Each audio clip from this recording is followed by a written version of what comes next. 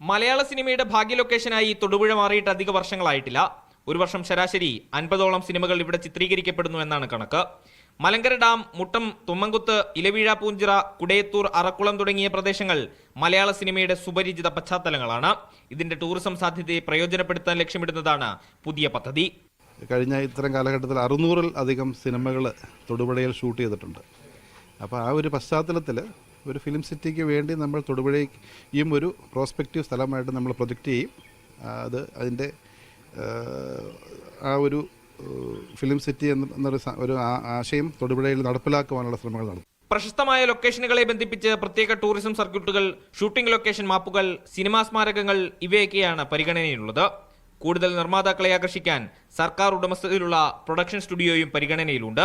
Cinema മേഖലയെ മാത്രം concentrate ചെയ്തുകൊണ്ടുള്ള സ്റ്റുഡിയോ കാര്യങ്ങൾ, അതേപോലെ അവരുടെ എഡിറ്റിംഗ് ജോലികൾ, ഇത്തരം കാര്യങ്ങൾ ചെയ്യുന്നതിന് വേണ്ടിയിട്ടുള്ള ഒരു വലിയ സംവിധാനം. അപ്പോൾ ബഹുമാനപ്പെട്ട MLA പറഞ്ഞതനുസരിച്ചാണെങ്കിൽ നമുക്കൊരു ഗവൺമെന്റ് സഹായത്തോടു കൂടി ചിത്രാഞ്ജലി KSFDC അവരുടെയൊക്കെ ഒരു സഹകരണത്തോടു കൂടിയിട്ടുള്ള ഒരു ഗവൺമെന്റിന്റെ നിയന്ത്രണത്തിലുള്ള ഒരു സംവിധാനം ഇവിടെ വരികയാണെങ്കിൽ വളരെയധികം ഗുണം ചെയ്യും. സിനിമ, ടൂറിസം വകുപ്പുകളെ സംയോജിപ്പിച്ച് നടപ്പിലാക്കാൻ ഉദ്ദേശിക്കുന്ന പദ്ധതി യാഥാർത്ഥ്യമായാൽ മേഖലയിൽ സമഗ്രമായ സാമ്പത്തിക, സാംസ്കാരിക ഉണർവുണ്ടാകും.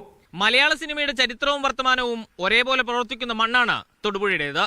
നവീനമായ പദ്ധതികൾ കൊണ്ട് അതിന്റെ സാധ്യതകളെ പരമാവധി പ്രയോജനപ്പെടുത്തുക എന്നത് അനിവാര്യവുമാണ്. ഷെറിൻ മോഹനൊപ്പം മുഹമ്മദ് ആഷിഖ്, മീഡിയ 1, ഇടുക്കി.